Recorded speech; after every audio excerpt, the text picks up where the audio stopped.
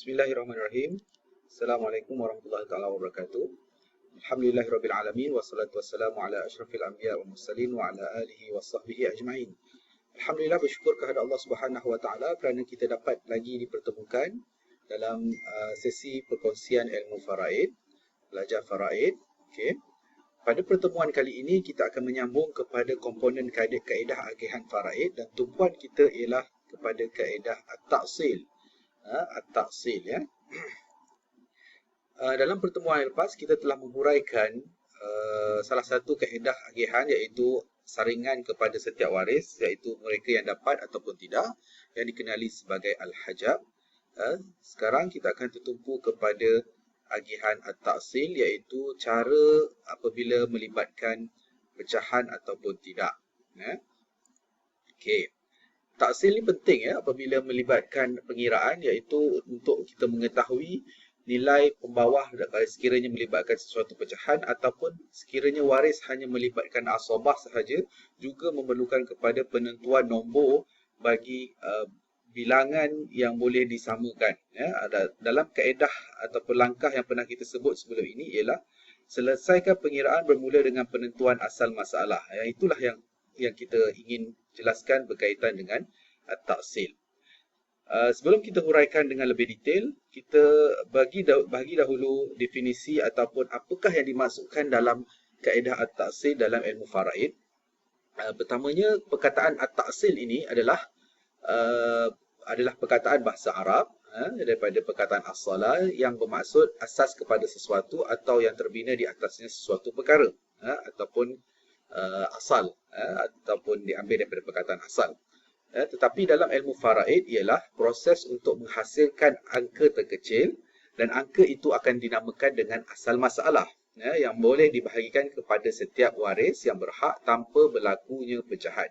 Pecahan kat sini ialah nilai perpuluhan maksudnya setiap agihan sebenar nilai pusaka boleh dibahagikan dengan nombor tersebut dan seterusnya ditentukan saham bagi setiap waris bagi sesuatu kes faraid. Tak apa, kita akan tengok kepada permasalahan dan contoh yang berkaitan.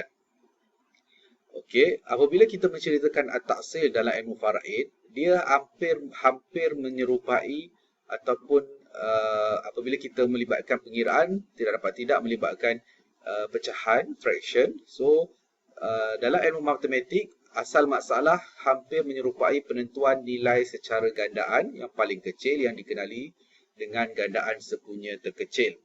Apabila kita belajar sifir, apabila menggabungkan beberapa nombor dalam pecahan, dia akan berjumpa pada satu nombor. Mari kita lihat ya. Apabila kita belajar gandaan 2 dengan 3, gandaan 2 dan 3 boleh bertemu pada nombor 6. Sekiranya ada pecahan tersebutlah. Ataupun sekiranya ada gandaan 2, 3 dan 4, dia akan bertemu pada nombor 12. Pada nombor 12. Dan sekiranya ada 5 nombor ini, 2, 3, 4, 6, 8, maka keseluruhan nombor ini boleh bertemu ataupun sifirnya bertemu pada nombor 24. 24. Kenapa kita kemukakan 5 nombor ini? Sebab dalam faraid ataupun pecahan yang ada yang pernah kita sebut sebelum ini melibatkan 6 pecahan.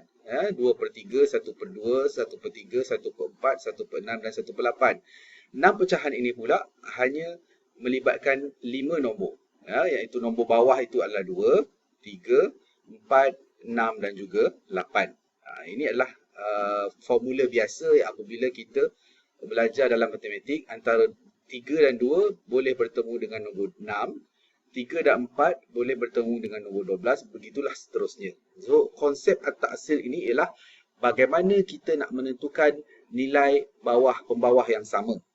Itu sebabnya dinamakan sebagai gandaan sepunya terkecil ataupun least common denominator. Okay. Dalam menentukan ta'sil ini, ilmu faraid ataupun ilmuwan faraid membahagikan 4 situasi, 4 keadaan. Kita dalam pertemuan ini ataupun siri ini kita akan cuba huraikan 3 keadaan yang pertama, dan kita akan sambung pada pertemuan seterusnya untuk menghuraikan keadaan yang keempat. Mari kita tengok keadaan yang pertama, apabila sesuatu kes faraid itu hanya melibatkan waris lelaki sahaja. Yang bermaksud waris lelaki itu adalah waris yang hanya memperolehi secara asobah bin nafs. Kita pernah belajar kategori asobah, salah satunya ialah asobah bin nafs. Kategori yang kedua ialah waris hanya melibatkan asobah yang terdiri daripada lelaki dan perempuan, ataupun nama yang lebih detail ialah asobah bil ghair, yang hanya melibatkan waris itu sahaja. Kes yang ketiga, situasi yang ketiga ialah apabila sesuatu kes faraid itu hanya melibatkan seorang sahaja waris ashabul furud, maksudnya hanya ada satu pecahan dan pada masa yang sama ada waris lain yang menerima secara asobah. Dan yang terakhir sekali, sesuatu kes faraid itu melibatkan waris yang masih hidup terdiri daripada beberapa ashabul furud. Dalam bahasa mudahnya, beberapa kombinasi pecahan, sama ada waris ashabul asobah lain ataupun tidak. So, 4 ini adalah bagaimana ringkasan untuk kita menentukan sesuatu ataupun nombor pembawah dalam kes pengiraan faraid. Kita lihat yang pertama, kita katakan tadi, dalam sesuatu kes faraid, waris yang masih hidup hanyalah waris lelaki yang layak untuk mendapat asobah bin nafs. So, cara yang paling mudah untuk pengiraan kes ini ialah dalam menentukan asal masalah, kita melihat sahaja bilangan waris yang ada, waris lelaki yang ada dalam kes tersebut. Itu adalah cara paling mudah untuk menentukan bilangan waris dalam situasi yang pertama. Kita lihat contoh. Okay? Apabila si mati meninggalkan waris iaitu 5 orang anak lelaki sahaja, maka asal masalah ialah 5 bahagian. Maksudnya si mati tidak ada waris lain, yang ada hanyalah waris lelaki dan lelaki itu pula hanya mendapat secara asobah bin nafs. Dalam kes ini, anak lelaki kepada si mati ialah 5 orang, maka 5 itulah yang akan dijadikan nombor pembawah kepada kes ini. Okay? Dalam contoh ini ataupun keadaan ini adalah sangat mudah, maka setiap orang akan mendapat satu bahagian ataupun lebih detail 1/5 setiap seorang. Tetapi kita tentukan 5 ini adalah bergantung kepada bilangan waris lelaki yang ada, maka pecahan inilah yang akan didarabkan dengan harta sebenar si mati. Kalau si mati tinggalkan 5 juta, maksudnya 1/5 darab 5 juta, maka setiap seorang anak lelaki tadi mendapat 1 juta nilaian harta yang sebenar. Ataupun dalam contoh lain, si mati meninggalkan waris iaitu 3 orang saudara lelaki seibu sebapa sahaja, maka asal masalah bagi kes ini ialah 3 bahagian. 3 itu diambil daripada mana? Iaitu bilangan waris lelaki yang ada dalam kes ini, iaitu tidak ada waris lain, hanya waris yang mendapat secara asobah bin nafs. Disebabkan ada 3 orang abang ataupun adik-beradik lelaki sahaja, maka 3 itu akan dijadikan sebagai base number kepada kes tersebut. Okay? Itu situasi yang pertama. Kita teruskan dengan situasi yang kedua, iaitu hanya waris asobah yang terdiri daripada lelaki dan perempuan sahaja. Situasi kedua ini melibatkan ada waris lelaki dan waris perempuan. Kita namakan secara terperinci sebelum ini dengan gelaran asobah bil ghair. Konsep asobah bil ghair, kita ingatkan balik bahawa lelaki itu lebih dominan dengan mendapat 2 bahagian, sedangkan yang perempuan adalah 1 bahagian sahaja. Okay, ada waris lain? Tidak ada. So, dalam penentuan asal masalah bagi kes pengiraan yang situasi kedua ini, kita gandakan terlebih dahulu bahagian lelaki dan campurkan dengan bahagian perempuan yang maintain 1 itu. Oleh itu, kita katakan asal masalah ialah seorang lelaki mewakili 2 bahagian dan seorang perempuan 1 bahagian sahaja. Kita ambil contoh si mati meninggalkan waris iaitu seorang saudara lelaki sebapa dan seorang saudara perempuan sebapa. Kedua-duanya adalah sama taraf, adik-beradik kepada si mati yang bersambung dengan bapa yang sama, ayah yang sama. Dalam kes ini, disebabkan bilangan mereka adalah 1-1, seorang-seorang, tetapi kita kata lelaki akan menjadi double. So, setiap seorang lelaki akan mewakili 2 bahagian. So, di bahagian lelaki ini ada 2 dan di bahagian perempuan maintain 1. Jadi, jumlah asal masalah ataupun base number untuk kes ini ialah 3.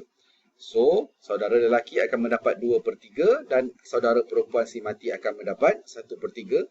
Pecahan inilah yang kita akan darabkan kepada nilaian harta sebenar si mati. Sekiranya ada 3 juta, maksudnya 2/3 darab 3 juta, itulah bahagian saudara lelaki, iaitu 2 juta. Dan bagi perempuan 1/3 darab 3 juta, maka itulah 1 juta untuk saudara perempuan. Ataupun kita datangkan contoh, iaitu si mati meninggalkan anak. Ini mungkin terjadilah sebab mungkin anak lelaki dan anak perempuan ramai. Dalam kes ini, anak lelaki 3 orang dan anak perempuan ialah 5 orang. Okey. Macam mana? Apakah asal masalah ataupun base number untuk kes ini? Jumlahnya adalah 11. Macam mana kita dapat tahu 11 ini? Ialah setiap seorang anak lelaki, kita kata tadi, mesti mewakili 2 bahagian. Anak perempuan mesti maintain dengan 1 bahagian. Maksudnya dalam kes ini disebabkan 5 orang anak perempuan, maka anak perempuan itu ada 5 bahagian. Sedangkan anak lelaki si mati ada 3 orang. So setiap seorang 2, maksudnya ada 6 bahagian. So bila kita campurkan 6 dengan 5, maka 11 itulah adalah keseluruhan jumlah asal masalah untuk kes ini. So ini adalah situasi kedua, yang mana waris si mati terdiri daripada lelaki dan perempuan yang mendapat secara asobah. Yang lebih detailnya ialah asobah bil ghair. Okay. Yang terakhir sekali untuk pertemuan kali ini ialah situasi yang ketiga, macam mana kita nak tahu asal masalah, ialah apabila kes itu hanya melibatkan seorang waris ashabul furud. Maksudnya ada waris seorang sahaja yang mendapat secara fraction pecahan, dan pada masa yang sama ada waris lain yang menerima secara baki, asobah. Dalam kes ini, angka pembawah daripada waris fardu tersebut akan dijadikan sebagai asal masalah. Kita datangkan contoh, si mati meninggalkan waris iaitu ibu dan seorang anak lelaki. Ibu dan seorang anak lelaki. Yang ini pernah kita belajar sebelum ini. Ibu apabila si mati tinggalkan zuriat, ibu kepada si mati hanya layak untuk mendapat 1/6. Dalam kes ini hanya ada seorang sahaja yang mendapat secara fardu itu ataupun bahagian tetap itu, sedangkan anak lelaki mendapat secara baki. Oleh itu, dalam menentukan asal masalah ataupun base number untuk kes ini, maka kita jadikan 6 itu sebagai nilai asal masalah kepada keseluruhan kes. Jadi saham untuk ibu ialah caranya ialah 6 yang kita jadikan sebagai base number tadi dibahagikan dengan bahagian fardu 6 ini bersamaan dengan 1, dan 1 didarabkan 1, maka itulah bahagian kepada ibu. Okey, berapakah bahagian kepada anak lelaki? Maka 6 tolak 1 berbaki sebanyak 5. Ini adalah kes formula apabila setiap kes faraid itu terdiri daripada satu ataupun seorang sahaja yang layak untuk mendapat fardu, sedangkan ada orang lain yang mendapat secara asobah. Ataupun dalam contoh lain, si mati meninggalkan waris iaitu suami dan seorang saudara lelaki seibu sebapa, maka asal yang mati maksudnya dalam kes ini adalah perempuan lah. Maka asal masalah dalam kes ini ialah 2 bahagian. Macam mana 2 bahagian? Kita selesaikan dulu bahagian untuk suami. Kita pernah belajar suami apabila si mati iaitu isterinya tidak meninggalkan zuriat, suami tadi layak untuk mendapat 1/2. Okey, manakala adik-beradik kepada lelaki kepada si mati tadi, yang lelaki akan mendapat lebihan baki. Dalam kes ini disebabkan hanya ada satu pecahan iaitu 2, maka 2 itulah yang akan dijadikan sebagai base number. Maka kita gunakan pendekatan seperti tadi, 2 bahagi 2 bersamaan dengan 1, 1 darab 1 adalah 1. Itu untuk bahagian suami.